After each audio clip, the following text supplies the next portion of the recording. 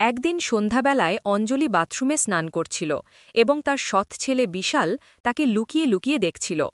বাথরুমের দরজা পুরানো হওয়ার কারণে কিছুটা পচে গিয়েছিল, যার ফলে বিশাল সেই কাঠ খুঁড়ে খুঁড়ে একটি ছিদ্র তৈরি করে দেয়, আর সেই ছিদ্র দিয়ে সে প্রতিদিন তার মাকে স্নান করতে দেখত। এভাবেই কয়েক মাস কেটে যায় এবং অঞ্জলির এই বিষয়ে কোনো খবর ছিল না যে তার নিজের ছেলেই তাকে চুরি করে দেখছে। অঞ্জলি দেখতে খুব সুন্দর এবং আকর্ষণীয় মেয়ে ছিল। তার শরীর ছিল খুব ভালো, যা যে কাউকে আকর্ষণ করার জন্য যথেষ্ট ছিল। যেখানে তার ছেলে তাকে নগ্ন অবস্থায় স্নান করতে দেখে আরও বেশি অস্থির ও তৃষ্ণার্ত হয়ে উঠেছিল। বিশাল মনে মনে পরিকল্পনা করতে শুরু করেছিল যে কোনোভাবে তার নিজের মায়ের সাথে একবার সবকিছু করতে পারলে মনে খুব শান্তি মিলবে। কিন্তু অঞ্জলি সম্পর্কে তার সৎমা ছিল। তার বাবা এখন এই দুনিয়ায় ছিলেন না। কোনো গাড়ি দুর্ঘটনায় তার মৃত্যু হয়েছিল, তাই সে সরাসরি তার সাথে কিছু বলতে পারত না।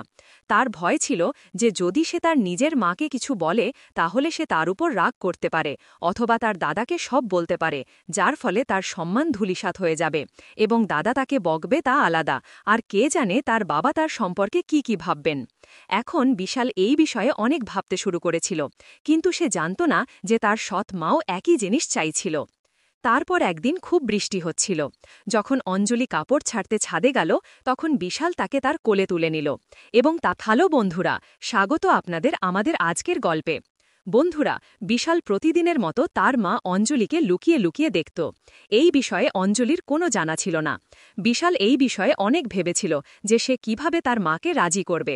তারপর বিশাল তার ফোন থেকে একটি নকল আইডি তৈরি করেছিল এবং তাতে একটি মেয়ের ছবি দিয়েছিল। আর আইডি তৈরি করার পর সে তার নিজের মাকে একটি ফ্রেন্ড রিকোয়েস্ট পাঠিয়েছিল। অঞ্জলি বেশি বয়স্ক মহিলা ছিল না। অঞ্জলি যখন তার ফোনে ফ্রেন্ড রিকোয়েস্ট দেখল, তখন সে ভাবল একটি মেয়ের রিকোয়েস্ট এসেছে। অঞ্জলি রিকোয়েস্ট অ্যাকসেপ্ট করল এবং অঞ্জলির এমন করায় বিশালের কাজ আরও সহজ হয়ে গিয়েছিল। বিশাল যখন রিকোয়েস্ট পাঠিয়েছিল, তখন সে তার মায়ের সাথে ঘনিষ্ঠতা বাড়ানোর চেষ্টা করছিল। সে তার কাছে গিয়ে বসত, তার সাথে হাসি ঠাট্টা করত এবং যদি সে কোথাও বসে থাকত তাহলে সে ইচ্ছে করে তার সাথে লেপ্টে বসার চেষ্টা করত। এই বিষয়টি অঞ্জলিও লক্ষ্য করছিল, কারণ বিশাল তার সাথে হাসি ঠাট্টা করতে শুরু করেছিল। সে তার কাছে হাসি ঠাট্টা করত, এতটা লেপ্টাচেত যে অঞ্জলিরও মনে হতে শুরু করেছিল যে সম্ভবত তার ছেলে তার থেকে আরও কিছু চাইছে। একদিন বিশাল অঞ্জলিকে বলতে শুরু করল, অঞ্জুমা, তোমার কোনো বয়ফ্রেন্ড নেই কি? অঞ্জলি বলল, এ কি ধরনের কথা বলছো? কিছু বুঝছো কি? আমি তোমার মা। তখন বিশাল বলে, দেখো অঞ্জুমা, বাবাকে গেছে ৩ বছর হয়ে গেছে এবং এখন তোমার বয়সে বা কত? আমি চাই না যে তুমি সংকুচিত হয়ে জীবন কাটাও। তোমারও জীবন উপভোগ করার অধিকার আছে। যদি কেউ থাকে তবুও আমার কোনো আপত্তি নেই। এতে অঞ্জলি বলল, না, আমার কোনো বয়ফ্রেন্ড নেই এবং আমি এসব বিষয়ে কোনো আগ্রহও নেই। আমি এই ধরনের মহিলা নই। আমি এই ধরনের কোনো কাজে কোনো আগ্রহ নেই। বিশালের মনে তখন লাড্ডু ফুটতে শুরু করেছিল। সে ভাবতে শুরু করেছিল যে যদি তার কোনো বয়ফ্রেন্ড না থাকে তাহলে তার ভেতরের ইচ্ছাগুলো নিশ্চয়ই জাগ্রত হবে। কিন্তু তবুও সে অজানা হওয়ার অভিনয় করতে শুরু করল এবং বলল, অঞ্জুমা, যদি কেউ থাকে তুমি আমাকে বলে দাও। আমি কাউকে কিছু বলবো না। তুমি আমাকে তোমার বেস্ট ফ্রেন্ড মনে করতে পারো। এখন তুমি এটা মনে করো না যে আমি তোমার ছেলে। তুমি আমাকে তোমার বন্ধুই মনে করো, তোমার দোস্ত মনে করো। অঞ্জলি বলল, না না বিশাল বেটা, আমার কোনো বয়ফ্রেন্ড নেই এবং আমি এই ধরনের কাজ করি না এবং কখনো করবও না। বিশাল তার পরিকল্পনায় লেগেছিল এবং এখন সে অঞ্জলির কাছে সেই মেয়ের আইডি থেকে মেসেজ করা শুরু করল। এখন এদিক থেকে মেয়ের মেসেজ আসলে অঞ্জলিও মেসেজের হাই হ্যালোর রিপ্লাই দিল। কিন্তু অঞ্জলি কি জানত যে তার নিজের ছেলেই তাকে মহিলা সেজে কথা বলছে এবং আগামীতে তার সাথে কি হতে চলেছে। বিশাল অঞ্জলির সাথে মেসেজে কথা বলতে বলে, তোমার কোনো বয়ফ্রেন্ড আছে কি এবং তুমি কি কখনো কারোর সাথে সম্পর্ক স্থাপন করেছ? অঞ্জলি মানা করে দেয় এবং বলে, আমার এসব বিষয়ে কোনো আগ্রহ নেই। ঠিক তখনই বিশালের তরফ থেকে একটি মেসেজ আসে এবং বলে, তোমার একটি বয়ফ্রেন্ড বানিয়ে নেওয়া উচিত। তার সাথে তুমি সব কিছু করতে পারো।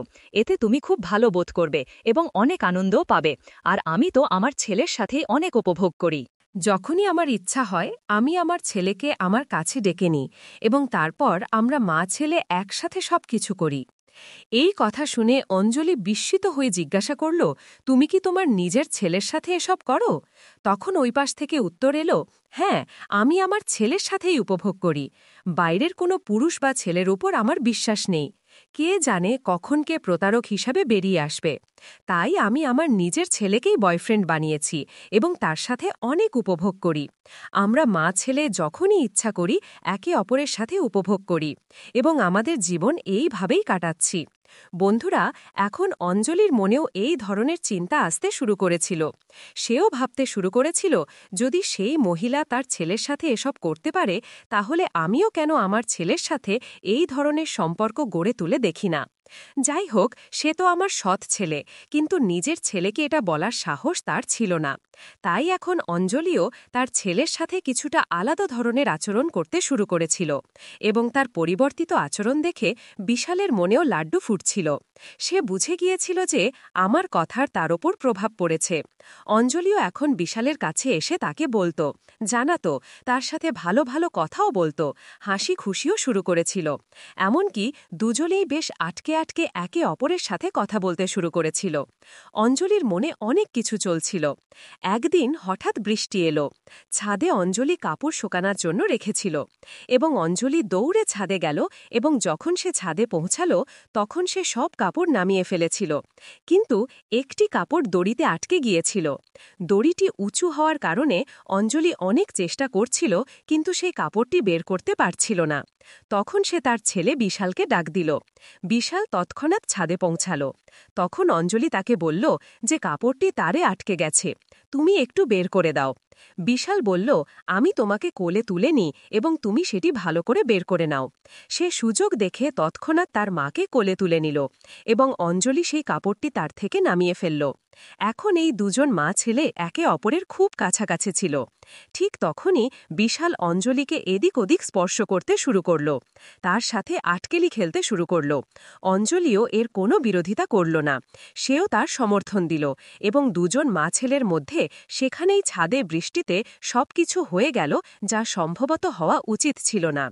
বন্ধুরা, এখন এই দুজন মা ছেলের মধ্যে যখন এই নোংরা খেলা শুরু হলো, তখন এটি একবারে কোথায় থামতে যাচ্ছিল।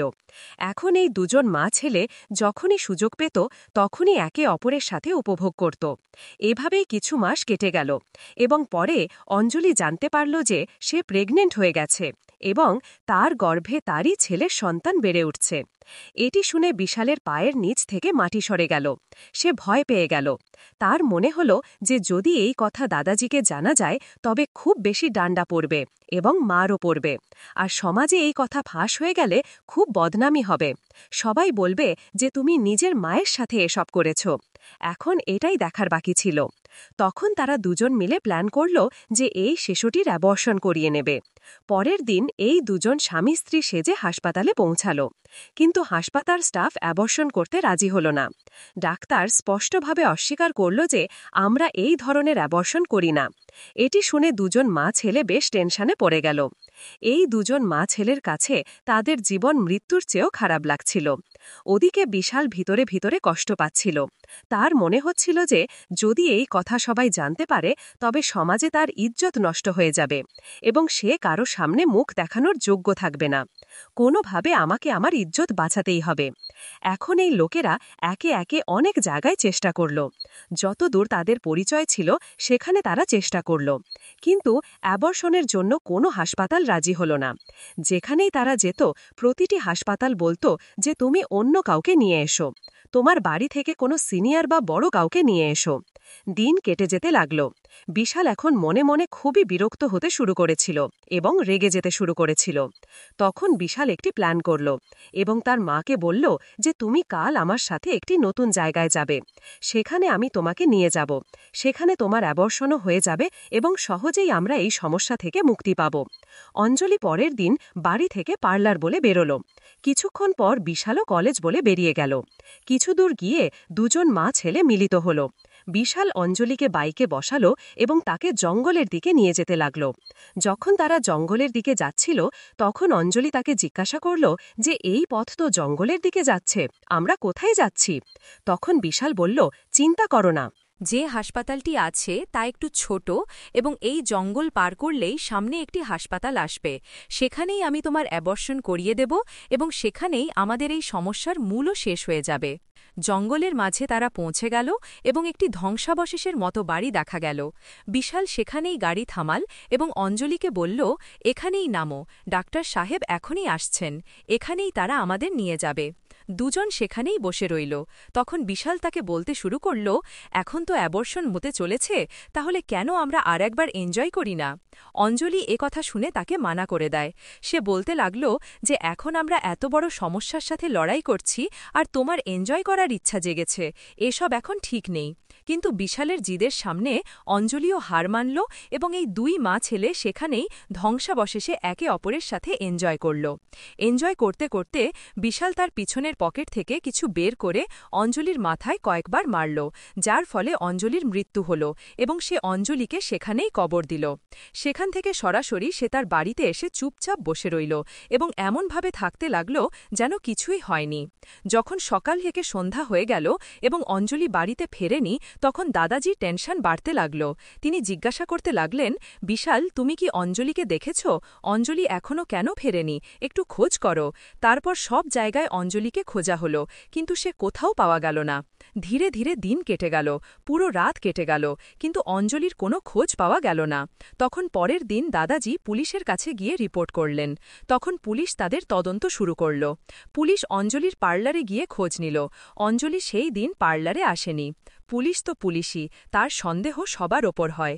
পুলিশ বিশালের কলেজে গিয়ে জিজ্ঞাসা করলে জানা গেল যে সেদিন সে কলেজে আসেনি। তখন বিশালকে জিজ্ঞাসাবাদ করা হলো যে তুমি সেদিন কোথায় গিয়েছিলে?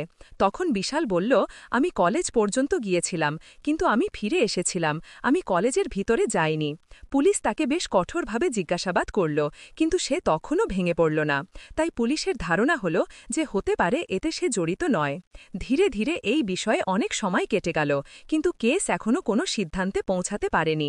তারপর একদিন অঞ্জলির সম্পর্কে তথ্য সংগ্রহ করতে চাইলেন।